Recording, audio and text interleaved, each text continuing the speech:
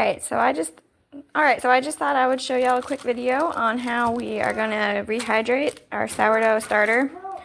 So we'll start with a clean jar and food scale. So this will be measured in grams, so we'll go ahead and zero it out.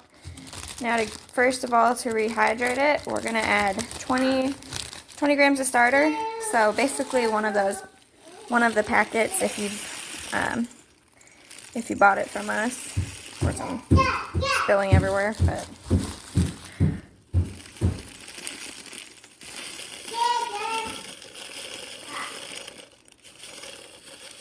okay. So about 20 grams of the starter, and then about 30 grams of water.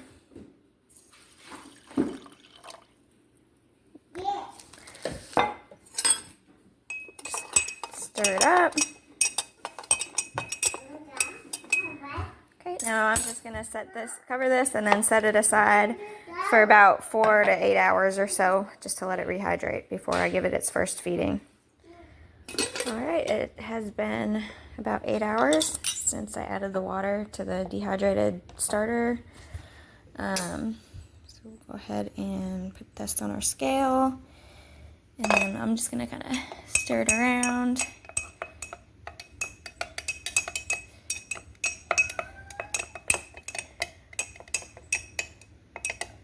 Okay.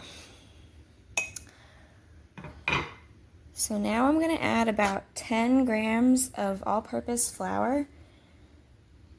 So let's see here. This is just regular all-purpose flour I've got here.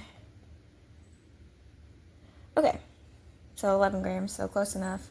So this is a 1/4 cup, and it was maybe a third of that, so it's definitely not much.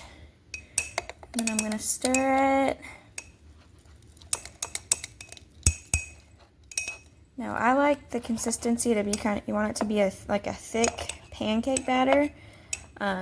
So that's about what this is. So I am not going to add any water to it.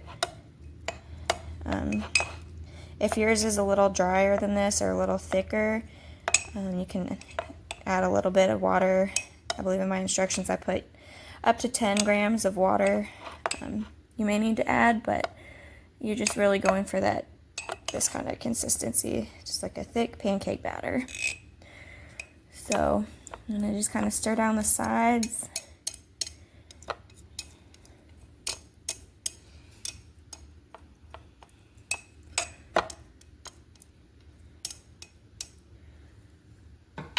Okay. Now you see I've already drawn a line on this because I've used this before, but that's right about where our starter is, so I'm just gonna keep that there. So we'll check this. We'll check this in about 8 hours or so. It's nighttime now, so in the morning or so we'll come back and check it and do our next feeding. So I'm just gonna just put a lid on it, and we're just gonna leave it out on the counter overnight.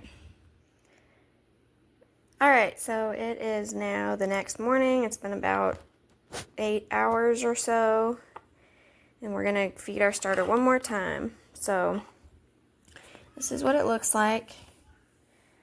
We're going to add about 20 grams of flour this time. Again, just all-purpose flour.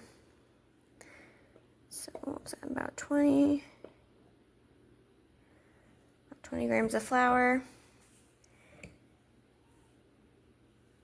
And then we're also going to add about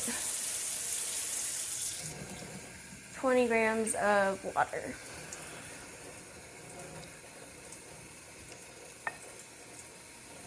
All right.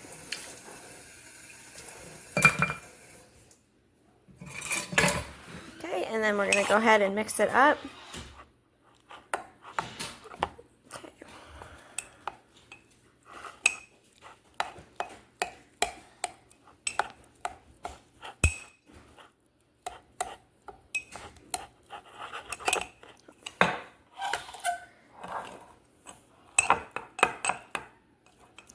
Okay, so just kind of, and you see the consistency here is still pretty thick. It's like a thick pancake batter.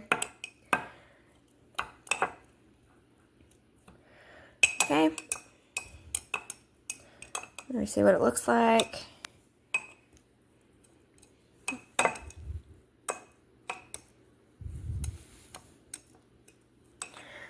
Alright. And it's still about at that line I had drawn previously, so now we're just going to put our lid back on and leave it on the counter, and should be active within about 8 hours or so. It just kind of depends on the temperature in your house. But I'll check back in 6 to 8 hours and we'll see how it looks. Alright, so I just wanted to show y'all it's been about 10 hours since I fed it. It's definitely doubled in volume and it's nice and bubbly. So this is ready to bake with. If yours isn't looking like this quite yet, I would just feed it one more time and it should be like this after 6 to 10 hours or so. So if you're going to start baking with it, you can do that. If you're going to keep it out on your counter, you should be feeding it once every day. If you're not planning on using it as much or don't feel like feeding it every day, you can put it in the fridge, and I usually just try to make sure I feed it once a week.